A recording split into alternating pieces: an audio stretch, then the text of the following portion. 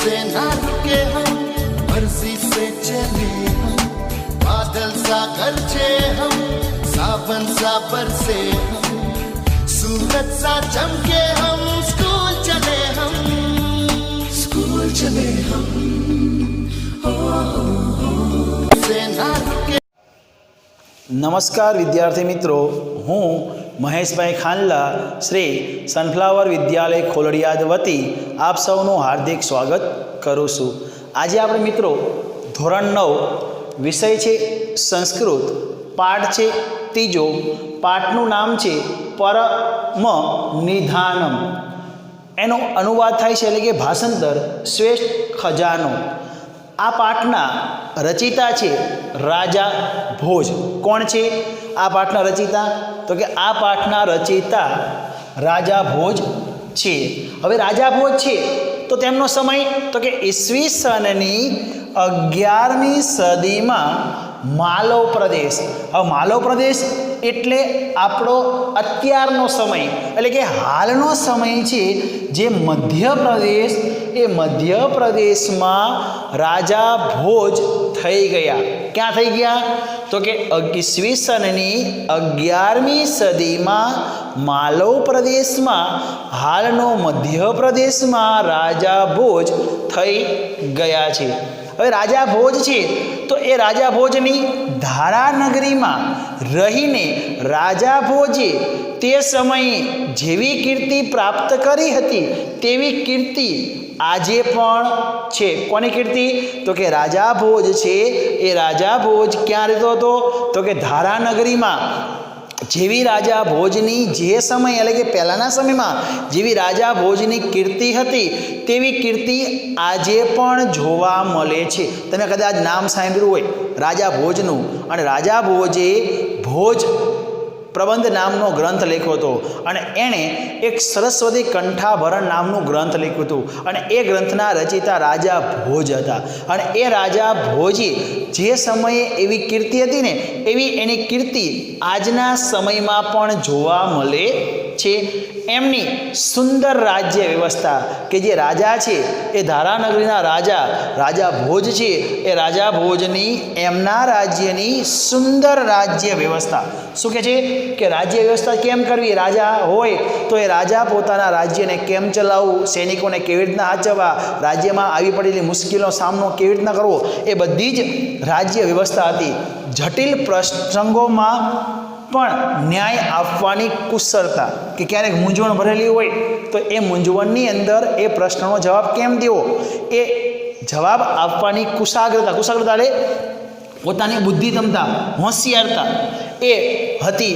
વિદ્વાનોની ગુણતા પરખ વિશેની કેટલીક રમૂજ કથાઓ આજે લોકોમાં પ્રચલિત છે। શું કહે છે કે એ સમયની અંદર જે વિદ્વાનો હોય ને એ વિદ્વાનોને કેમ ઓળખવા, એનામાં કેટલું જ્ઞાન છે એવી એને પરખવાની, એટલે કે એને સમજવાની એ રાજા ભોજની અંદર આવડત હતી।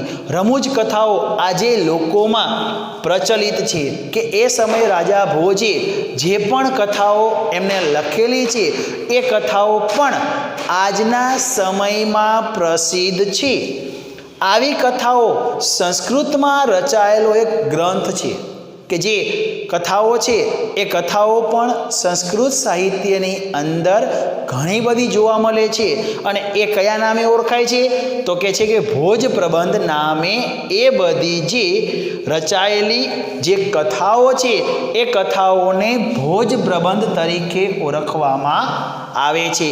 અને એ રાજા ભોજ છે એ રાજા ભોજે પોતાના જીવનકાળ દરમિયાન જે પણ પોતે અનુભવ કર્યા હતા એ અનુભવો, અને એણે પોતે હોશિયાર, ચતુર, વ્યક્તિ પરખવાની ક્ષમતા, એ વિદ્યાપ્રેમી હતો, કલાપ્રેમી હતો અને પ્રજાપ્રિય હતો, એના વિશેની એક સરસ મજાની, એટલે જ આપણો પાઠ આપ્યો છે કે માણસની અંદર બીજા માણસને પારખવા પાછળ શું હોય?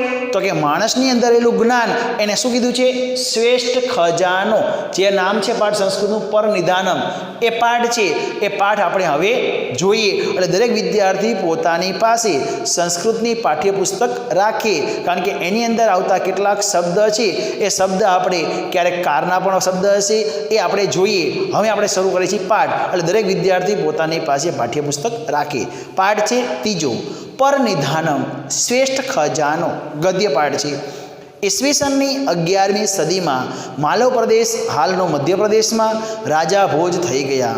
ધારાનગરીમાં રહી રાજા ભોજે જે સમયે જેવી કીર્તિ પ્રાપ્ત કરી હતી તેવી પણ આજે પણ છે. એમની સુંદર રાજ્ય વ્યવસ્થા, જટિલ પ્રસંગોમાં પણ ન્યાય આપવાની કુશાગ્રતા તથા વિદ્વાનોની ગુણવત્તાની પરખ વિશે કેટલીક રમૂજ કથાઓ આજે પણ લોકોમાં પ્રચલિત છે. આવી કથાઓનો સંસ્કૃતમાં રચાયેલો એક સંગ્રહ છે જેનું નામ છે ભોજ પ્રબંધ નામે જાણીતો છે. કયા નામે? ભોજ પ્રબંધ નામે જાણીતો છે. આમાં રાજા ભોજને કેન્દ્રમાં રાખી અનેક ઘટનાઓ વર્ણવવામાં આવી છે. કોને કેન્દ્રમાં રાખ્યા છે? તો કે રાજા ભોજ છે એ રાજા ભોજને મધ્ય એટલે કે કેન્દ્ર સ્થાને રાખીને કેટલીક જે ઘટનાઓ છે એ ઘટનાઓ વર્ણવવામાં એટલે કે રજૂ કરવામાં આવી છે. તેમાં જેમ કે કાવ્યાત્મક ચમત્કૃતિઓ ધરાવતા અનેક પદ્યોનો સમાવેશ થાય છે. અને જે આ ભોજ પ્રબંધ છે એમાં કેટલીક કાવ્યાત્મક એટલે કે કાવ્યો છે એમાં નવું કંઈક લખવાની, નવું સર્જન કરવાની એ ચમત્કૃતિ, એ કાવ્યોમાં પણ તેનો સમાવેશ કરવામાં આવ્યો છે. આ ઉપરાંત જુદા જુદા સમયગાળામાં અનેક સંસ્કૃત કવિઓએ પોતાની વાતને પ્રસ્તુત કરવા માટે રાજા ભોજને પાત્ર તરીકે સ્વીકાર્યા છે. કે જે એ સમયની અંદર જુદા જુદા જે સમયગાળો છે એ સમયગાળોની અંદર કેટલાક સંસ્કૃત કવિઓ છે એમણે પોતે લખેલી કેટલીક વાર્તાઓ છે એ વાર્તાઓને રાજા ભોજે પોતે પાત્ર તરીકે સ્વીકારી ભોજને લક્ષ્યમાં બનાવી અને રચેલી આવી જ એક સંવાદાત્મક કથા અહીં પ્રસ્તુત કરવામાં આવી છે. સંવાદ એટલે બે વ્યક્તિ વચ્ચેનો વાર્તાલાપ. શું છે? સંવાદાત્મક એટલે કોઈ પણ બે વ્યક્તિ જ્યારે પરસ્પર વાર્તાલાપ કરતો હોય તેને સંવાદ કહેવાય. અને એ વાર્તાલાપ અહીં રજૂ કરવામાં આવ્યો છે. રાજા ભોજ અને યુવાન પંડિતના આ સંવાદમાં એક કરતાં બીજા પદાર્થથી શક્તિઓને ઉપસાવવાનો ઉપક્રમ છે. કે અહીંયા એક રાજા ભોજ છે અને બીજી બાજુ એક યુવાન પંડિત છે, અને બંનેની અંદર જે બીજી અલગ અલગ વસ્તુઓ છે એ વસ્તુઓને પોતાના બુદ્ધિ શક્તિથી એને ઉપસાવવાનો. કારણ કે ઓલો વ્યક્તિ હોય તો એના કરતાં કેમ ઊંચો ચડિયાતો હોય, એ ઉપક્રમ બતાવવાની અહીંયા ચર્ચા કરવામાં આવી છે. આગળ વધતો આ સંવાદ છેવટે સંતોષની વાત આવતાની સાથે અટકી જાય છે. કે આ બંને વચ્ચેનો જે વાર્તાલાપ છે એટલે કે એક પછી એકબીજાને ઉશ્કેરે છે, હું તારી કરતાં ઊંચો છું, હું તારી કરતાં એટલો બધું, એમ પ્રશ્ન એકબીજાના થાય છે. અને એ પ્રશ્નની અંતે સંતોષ આવે છે. અને એટલે એક છે શ્રેષ્ઠ ખજાનો એટલે કે સંતોષ. એ સંતોષની જ્યારે વાત આવે છે અને એ સંતોષની વાત આવતા એ પોતે અહીંયા અહીં સુધી સંવાદ રાખવામાં આવેલો છે અને એ મહત્ત્વની આખરી આપે છે. આ પાઠનો અભ્યાસ કરતી વખતે ક્રિયા અને કર્તા કારકના સમન્વયની વ્યવસ્થાને સમજવાની છે. વળી વિવિધ વિભક્તિના નામો રૂપો કેવો ફેરફાર લે છે અને ક્રિયાપદોના રૂપો કેવા હોય છે તેનો પણ અહીં અભ્યાસ કરવાનો છે. કે જે આ પાઠ છે એ પાઠની અંદર આવતા વિભક્તિના પ્રત્યયો, કે એ વિભક્તિ પહેલી વિભક્તિમાં છે, બીજી વિભક્તિમાં છે કે ત્રીજી વિભક્તિમાં છે, કે 1 થી 7 વિભક્તિમાં કોઈ પણ એકવચન, દ્વિવચન કે બહુવચનમાં આવ્યું છે એ પણ ધ્યાન રાખવાનું છે. ક્યારેક કર્તા તરીકે, ક્યારેક ક્રિયાપદ લાગ્યું હોય, ક્યારેક એ વિભક્તિનો પણ ઉપયોગ થયો હોય, એ નાનામાં નાની બાબતો છે એનો અભ્યાસ આપણે અહીંયા કરવાનો છે. હવે મિત્રો જે આપણો પાઠ છે એ પાઠ જોઈએ. ભોજ નામ નોપત્તિ વિદ્યાપ્રિય કલાપ્રિય પ્રજાપ્રિય ચ આસીત. શું કહે છે? ભોજ એટલે કે ભોજ, નામ નામનો, નોપતિ એટલે કે રાજા, ભોજ નામનો રાજા. શું કહે છે? ભોજ એટલે ભોજ, નામઃ એટલે કે નામનો, નૃપતિ એટલે કે રાજા. ભોજ નામનો રાજા વિદ્યાપ્રિય, કલાપ્રિય, ચ એટલે અને, પ્રજાપ્રિય હતો. આસિત એટલે હતો. શું કહે છે? ભોજ નામનો જે રાજા છે એ વિદ્યાપ્રિય શબ્દ બોલો. વિદ્યાપ્રિય એટલે વિદ્યાપ્રિય હતો, કલાપ્રિય એટલે કલાપ્રિય હતો, અને પ્રજાપ્રિય એટલે કે પેલા ચ લખવાનો ચ, પ્રજાપ્રિય અને પ્રજાપ્રિય આસિત એટલે હતો. જો ધ્યાન રાખજો, આસિત ક્રિયાપદ દેખાડે છે. અતઃ તસ્ય રાજ્ય સભાયામ દૂરદેશાત અનેકે વિદ્યાવિશાદા પંડિતા સમાગચ્છન્તિ સ્મ. શું કહે છે? અતઃ એટલે, તસ્ય તેના, રાજ્ય સભાયામ રાજ્ય સભામાં, દૂરદેશાત જો પંચમી વિભક્તિ આવી મિત્રો, કઈ આવી? પંચમી વિભક્તિ.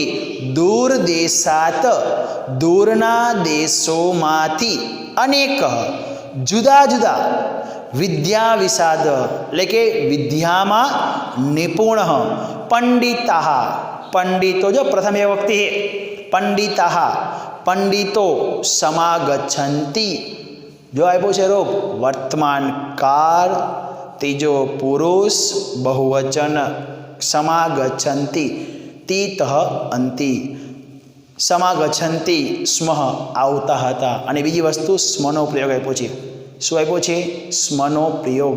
કોઈ પણ વાક્ય જ્યારે હસ્તનકારમાં આપેલું હોય, એક આ વાક્યને હસ્તનકારમાંથી જ્યારે વર્તમાનકારમાં ફેરવવાનું થાય ત્યારે સ્મનો પ્રયોગ લાગેલો હોય છે. એટલે ઘટના જેવી છે, હસ્તન ભૂતકાળમાં બનેલી છે ઘટનાઓ, અને આજે એને વર્તમાનકાળમાં યાદ કરે છે.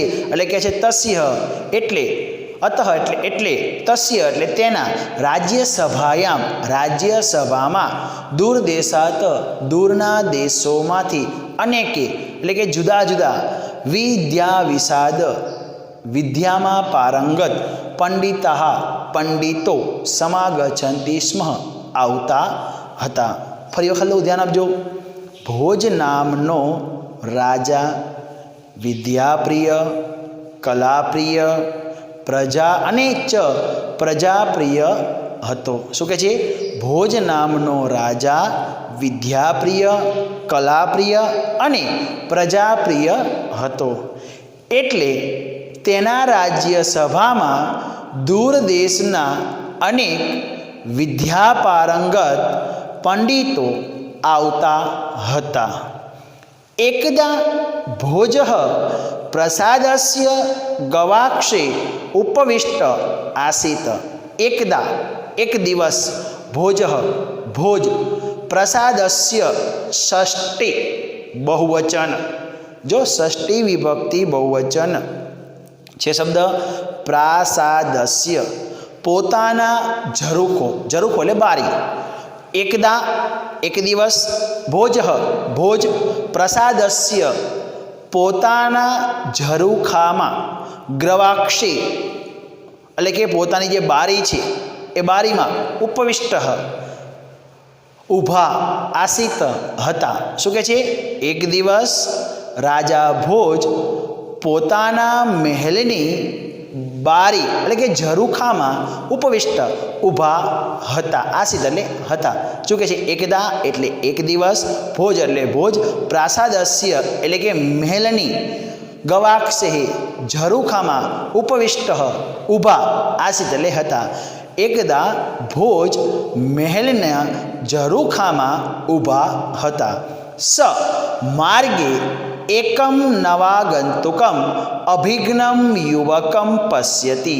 સ એટલે તે, માર્ગે એટલે કે માર્ગ ઉપર, એકમ એક, નવાગંતુમ કોઈ નવા, અભિઘ્ન યુવક અજાણ્યા, યુવકમ યુવકને, પશ્યતિ જુએ છે.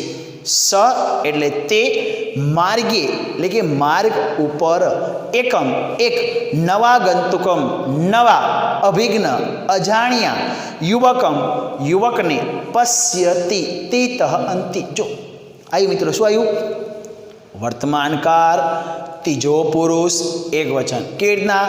તો કે તી તહ અંતિ. એટલે શું કહે છે? તે માર્ગ ઉપર એક નવા અજાણ્યા યુવકને જુએ છે. તસ્ય પરિચમ જ્ઞાતુમ સ તે પ્રસાદય આહ્યતિ. તસ્ય તેનો પરિચયમ પરિચય મેળવીને, જ્ઞાતુમ એટલે જાણીને, સ તે તામ એટલે તેને, પ્રસાદે મહેલમાં, આહ્યતિ બોલાવે છે. તસ્ય એટલે તેને, પરિચયમ એટલે પરિચય, જ્ઞાતુમ એટલે જાણીને, સ એટલે તે, તામ એટલે તેને, પ્રસાદે એટલે મહેલમાં, આહ્યતિ બોલાવે છે. તેનો પરિચય જાણી તેને મહેલમાં બોલાવે છે. તતસ્યો મધ્યે એવં વાર્તાલાપ સજાત. તત પછી, તતસ્યો તે બંને, મધ્યે એટલે વચ્ચે, એવં એક, વાર્તાલાપમ વાતચીત, સજાત થાય છે. તતસ્ય પછી, તતસ્યો મધ્યે એવં વાર્તાલાપમ થાય, તે બંનેની વચ્ચે વાર્તાલાપ થાય છે. જો બીજો ખાલી પેરેગ્રાફ ધ્યાન આપજો. એક દિવસ રાજા ભોજ તેના મહેલની ઝરૂખામાં ઊભા હતા.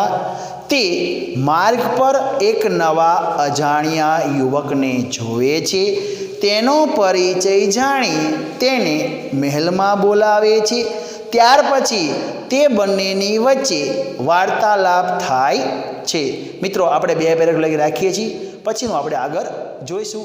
આભાર.